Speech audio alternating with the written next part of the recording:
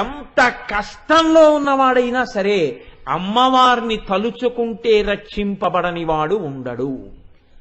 నేను ఎక్కడో గుంటూరులో ఉంది ప్రసాద్ బాబు గారు చెప్పాను.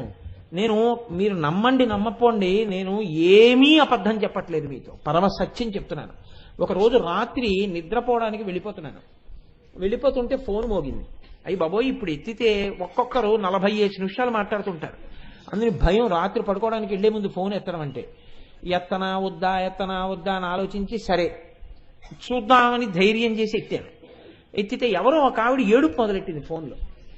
ఏడుపు మొదలెడితే బాబు ఇదేంటి ఏడుస్తున్నారు ఈవిడెవరో అని నేను, అమ్మ మీరు సంభాళించుకుని మాట్లాడండి, మీరు ఎవరికి చేద్దామని అసలు ఫోన్ చేశారు అని అడిగా. అంటే ఏదైనా దుర్వార్త ఎవరికో చేయబోయి నాగం చేసేసిందేమో అని.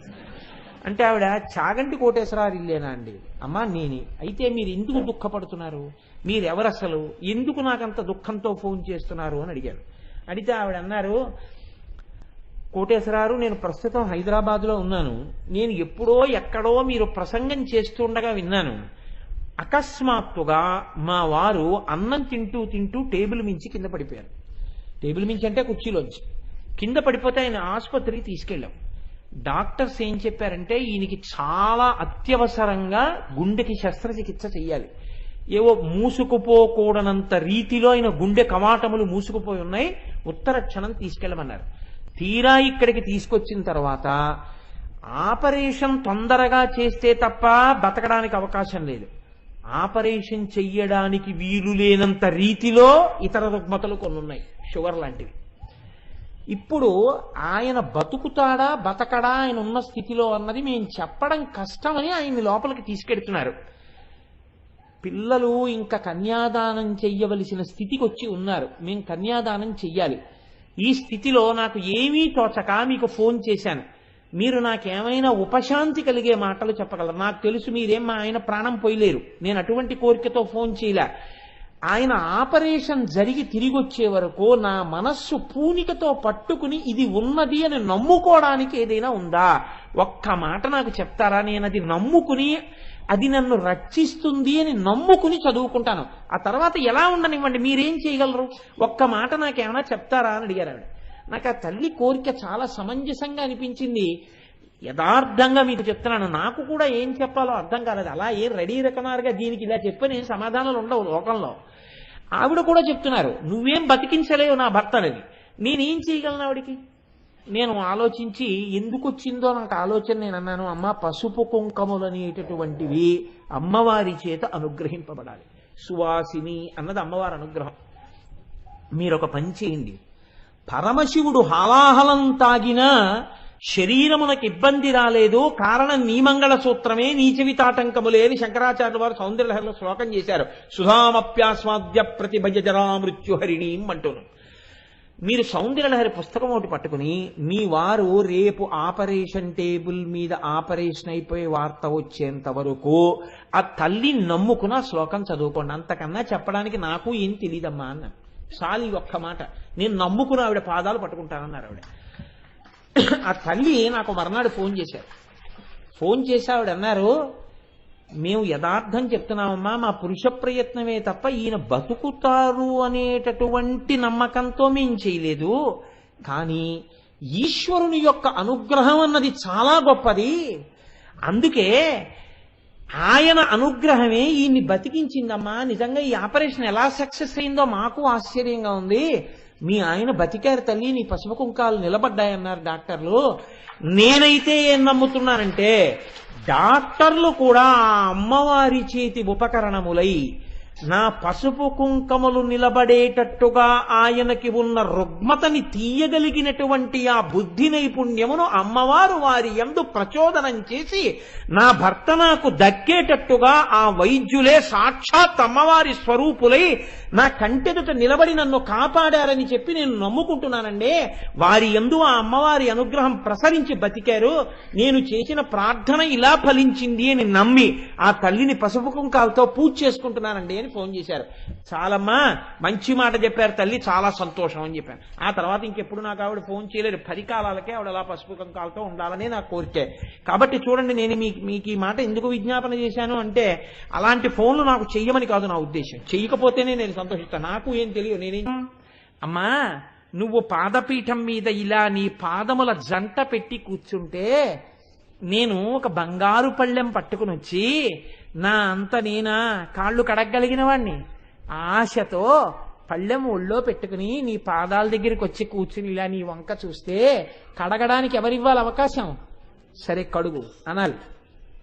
అప్పుడు నువ్వు నీ 2 పాదాలు ఇలా పైకెత్తితే నేను ఆ బంగారు పళ్ళెం కింద పెట్టి మందార పూలు వేస్తే నీ 2 పాదాలు ఇలా దాని మీద పెడితే కడుగుతున్నాడు కదా బట్ట తడిసిపోతుందని నువ్వు చీర కొంచెం ఇలా పైకి ఎత్తి పట్టుకుంటే నీ పాద మంజీరములు నాకు కనపడితే కాళ్ళకి రాసిన పసుపు దాని మీద అలంకారం చేయబడిన లత్తుక నాకు కనపడితే బంగారు చెంబుతో నీళ్లు తీసి నేను ఇలా నీ పాదాల మీద అంతటా ఇలా పోస్తుంటే పాదాల మీద పడిన నీళ్లు కిందకి జారిపోతుంటే తెల్లటి గోళ్ళు వేళ్లకి పెట్టినటువంటి మట్టెలు అమ్మవారి పాదములకున్న మంజీరములు పంజీరములకున్న కింకిణిలు ఆ కాళ్ళు పాదాలు ఇలా ములిగిపోతే అప్పుడు నేను చెంబు పక్కన పెట్టేసి ఆ కలశ పక్కన పెట్టి నీ కాళ్ళు కడగడం కోసమని కదలకుండా పళ్ళెం ఎడంచేత్తో పట్టుకుని ముందు ఇలా కడుగుతుంటే అమ్మవారు ఏమీ కదిలిపోదు లేని కొంచెం పాదాలు ఇలా